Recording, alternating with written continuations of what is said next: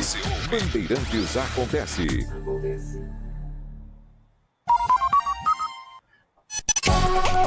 Saber, entender, compreender, conhecer, descobrir, ouvir. Bandeirantes Acontece.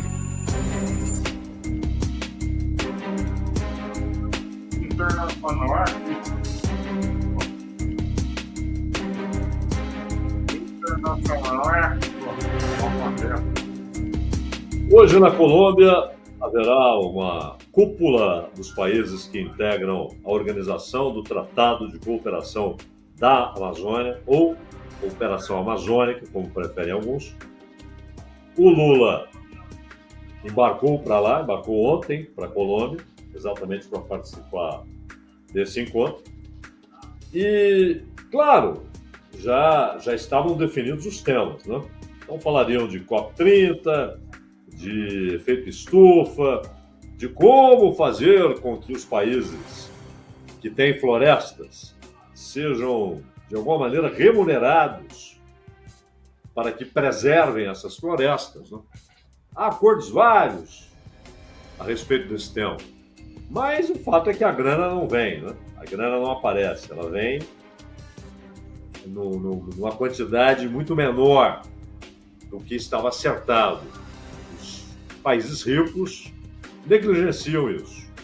Usam como discurso, como bandeira, mas negligenciam. Porém, surgiu um novo tema, inadiável.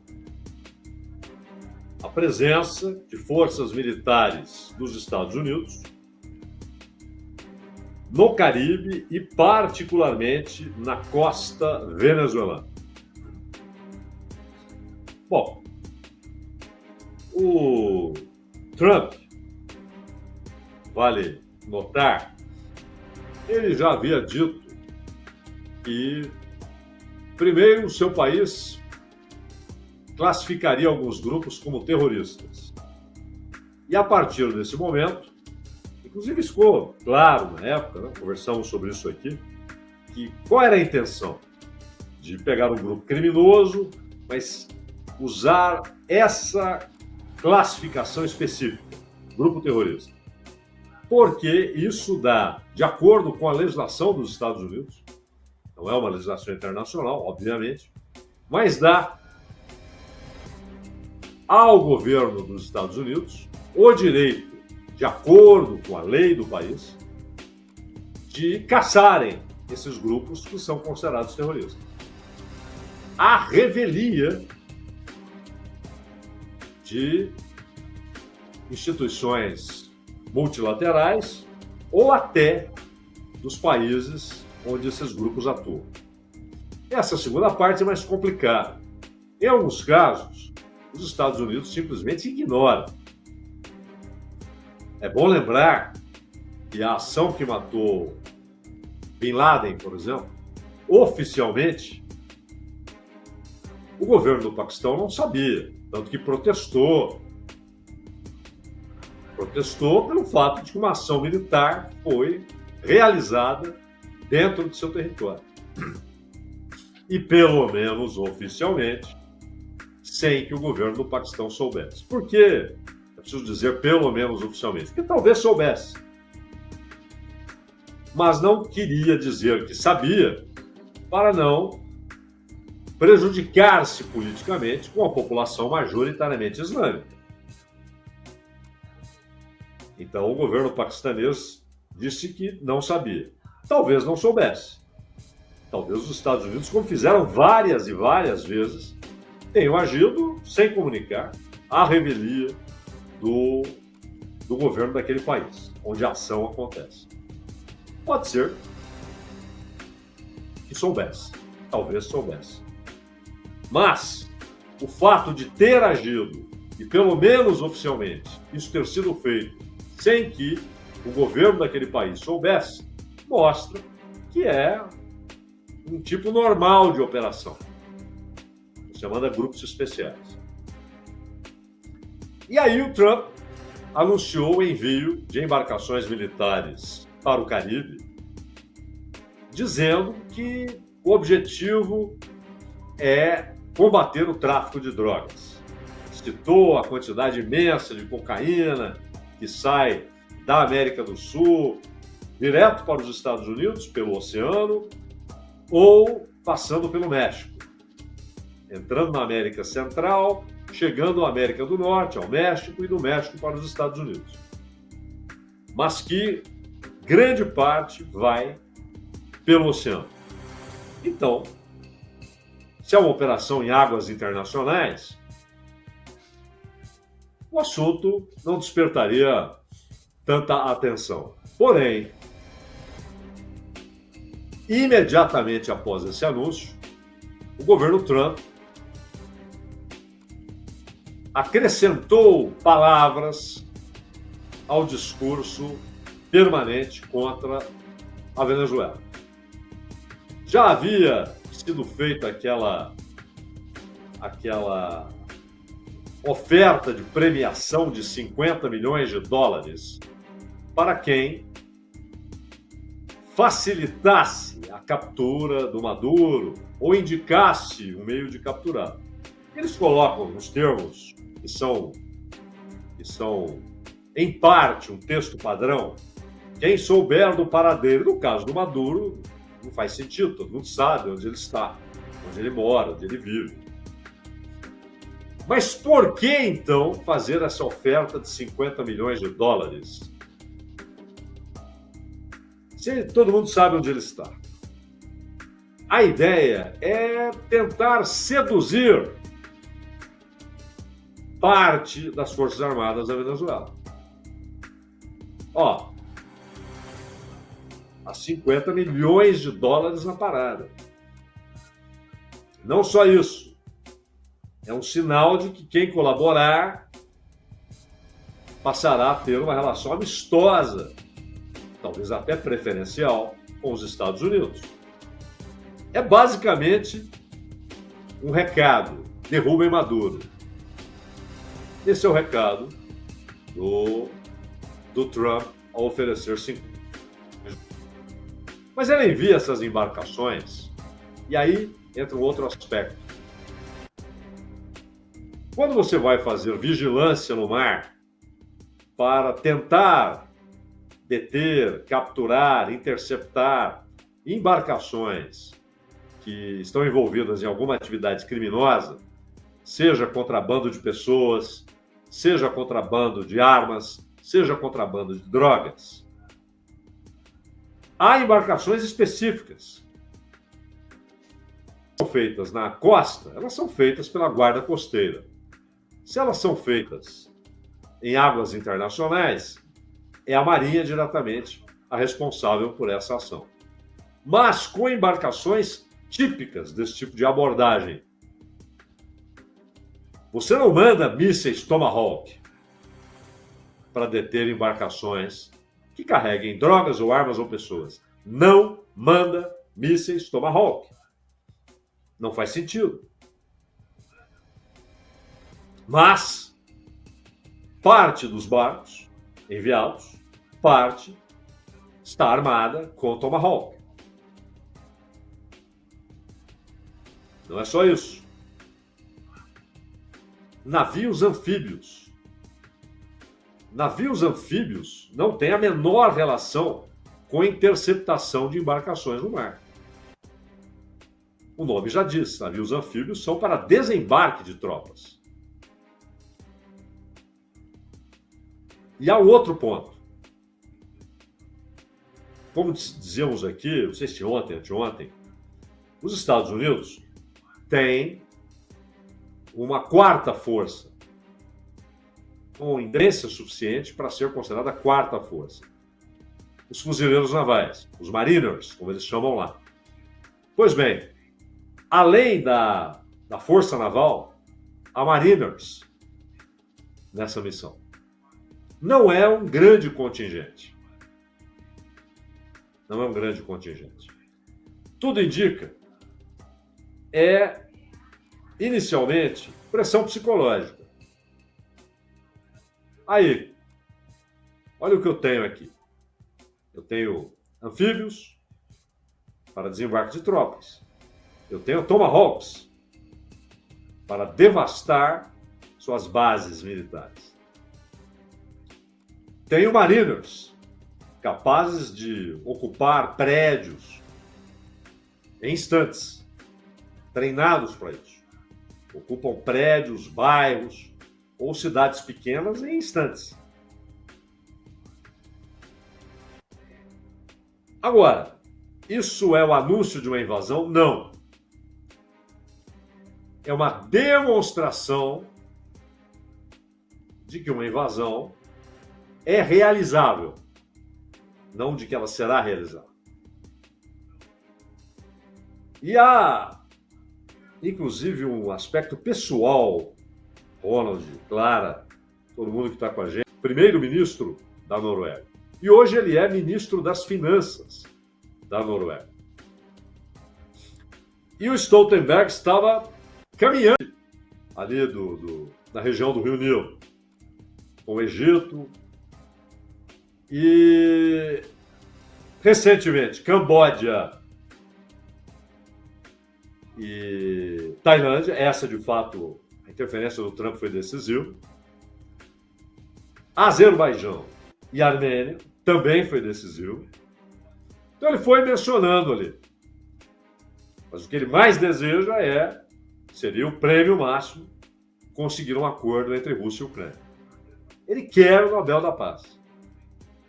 Olha, para quem quer o Nobel da Paz, uma ação não provocada contra um país, e, portanto, a produção de uma guerra, como uma invasão, seria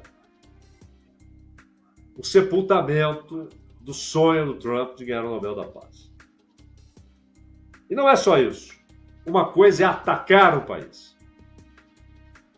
Outra coisa é invadi-lo. E uma terceira, muito diferente, é ocupar esse país.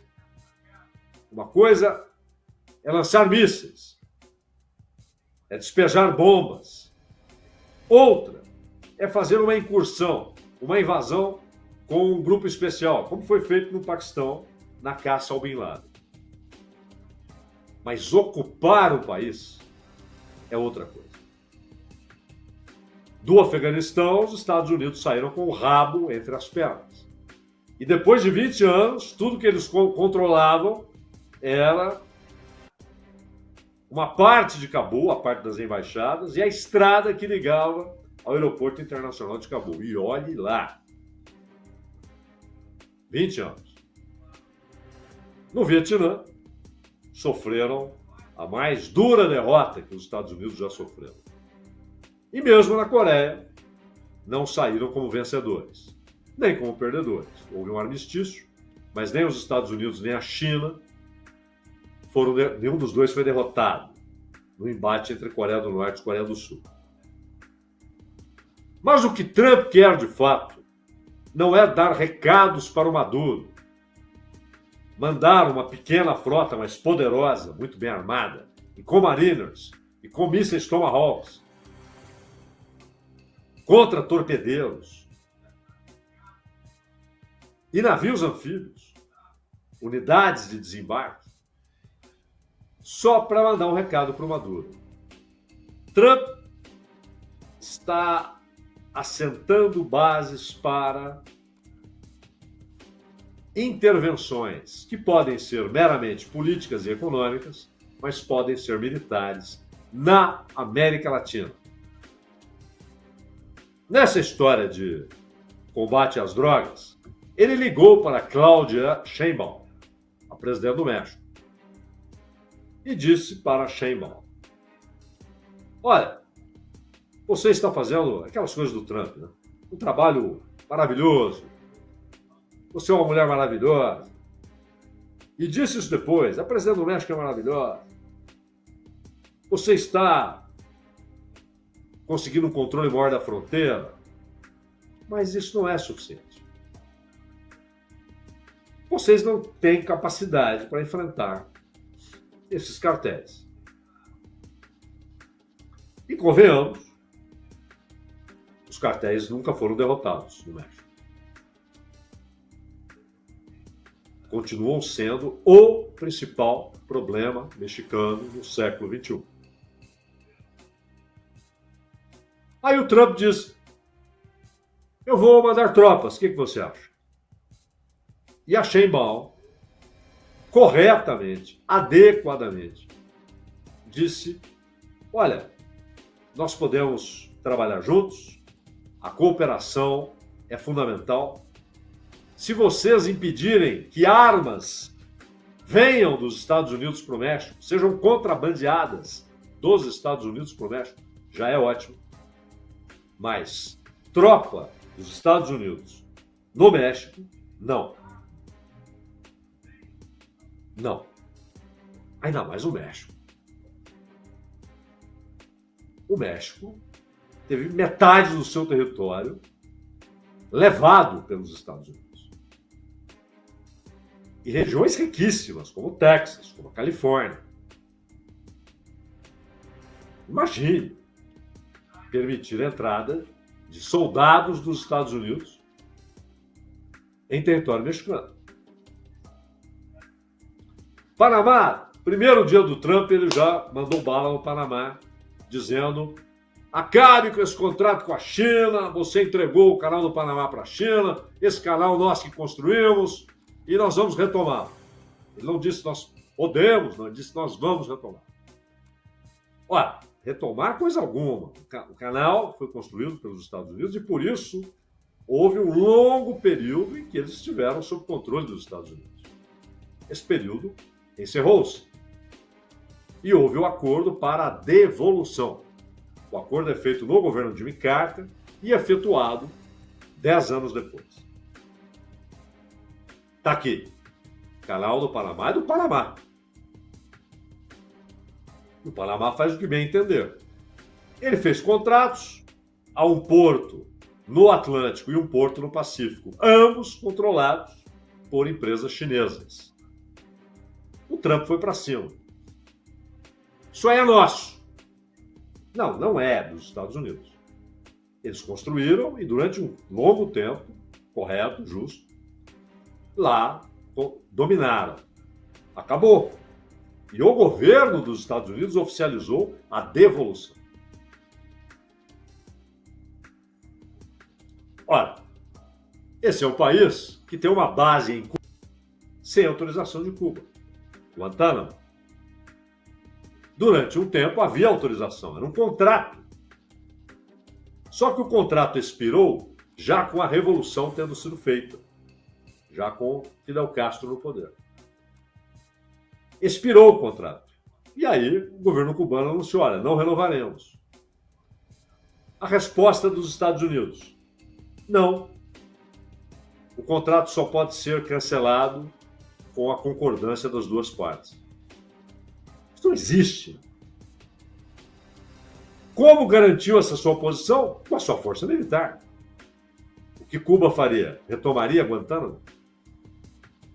E aí daria aos Estados Unidos o mote para um ataque militar, não o envio de mercenários, como na Baía dos Porcos, mas um ataque militar direto. Então está lá Guantánamo, sendo usado inclusive como prisão. Gente que passa anos ali sem julgamento, em condições bem precárias.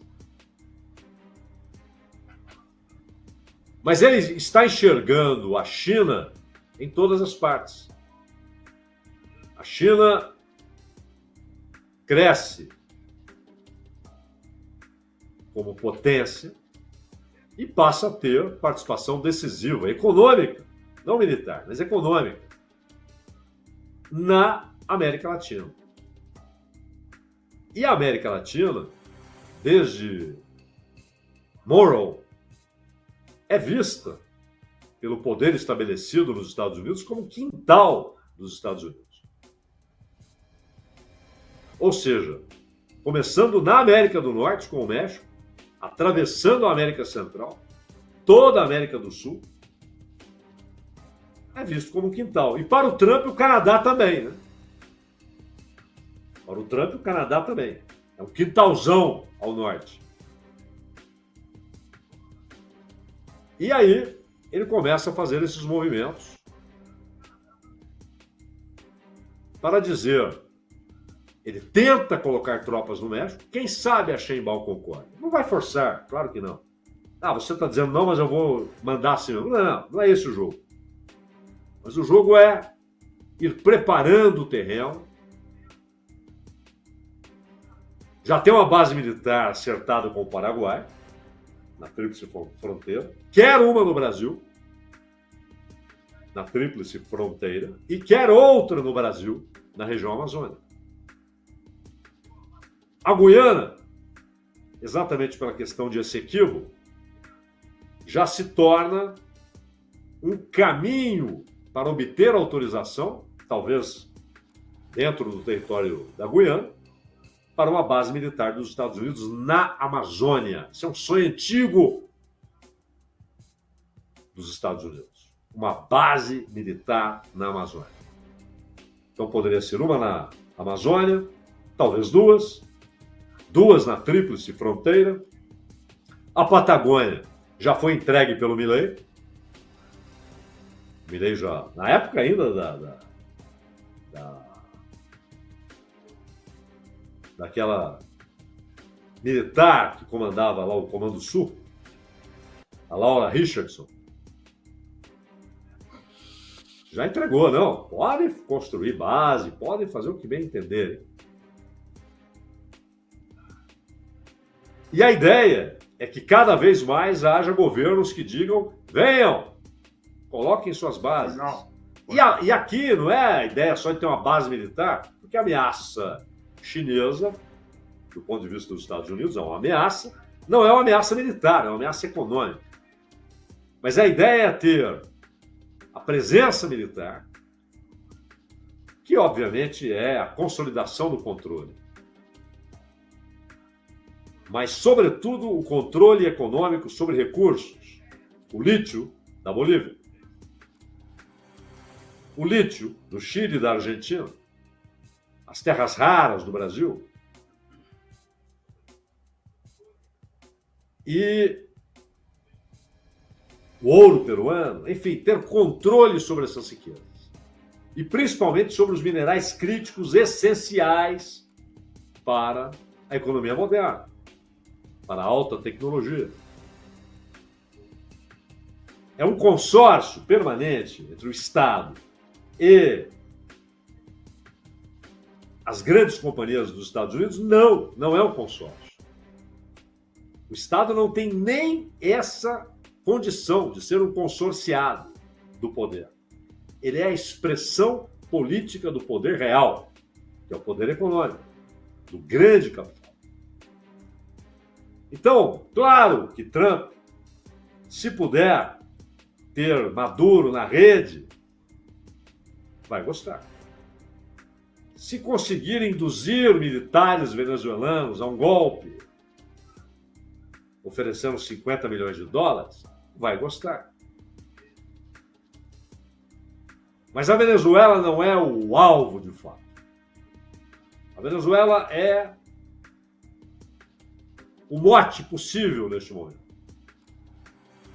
Porque aí ele manda as embarcações falando em combate ao tráfico, de repente ele já transforma aquilo abertamente, dito por sua porta-voz, em pressão militar sobre Maduro.